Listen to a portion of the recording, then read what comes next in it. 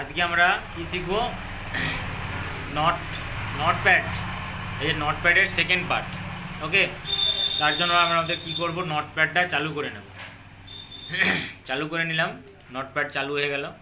ওকে, প্রথম দিন শিখিয়েছিলাম ফাইলের সমস্ত কিছু কাজ এবং এডিটের এই সমস্ত কিছু কাজগুলো। ওকে, আজকে আমরা কি শিখবো?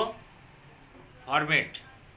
ওকে, ফরম্যাটের ব্যাপারেতে জানবো, ওয়ার্ড্র্যাপ এবং ফন্ট।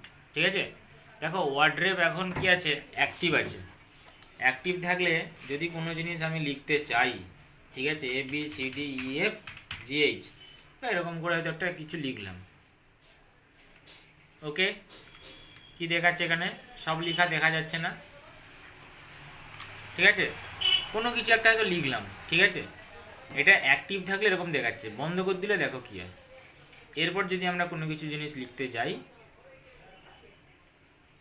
দেখো হচ্ছে, সেগুলো কিন্তু দেখা যাচ্ছে না। তো দেখা যেতে গেলে কী করতে হবে? নিজের স্ক্রোল আছে যেটাকে এদিকে সরাতে হবে। দেখো এক লাইনে হচ্ছে সব কিছু। ঠিক আছে, এবারে এগুলো একসঙ্গে দেখতে চাইলে ফরম্যাটের গিয়ে প্রথমে ওয়ার্ড্র্যাপটা করতে লাগবে। হলো এটা প্রথম। তারপর কি আছে? ফন্টের কাজ গিয়ে, যে ফন্টের কাজ, এখানে বিভিন্ন ধরনের ফন্ট রয়েছে। ঠিক আছে, ওকে, অনেক রকম আছে। সব থেকে বেশি ব্যবহার হয় কি? এরিয়াল নিলাম। ফন্ট স্টাইল আমি কীরকম নেবো? ন্যারো না ন্যারো ইতালিক না ইতালিক? ঠিক আছে, আমি নিলাম ব্ল্যাক বা বোল্ড। ওকে, এখানে সাইজ রয়েছে, সাইজ ছোটো করা যায় এবং বড় করা যায়। আমি বড় করতেছি, দেখো বড় হচ্ছে।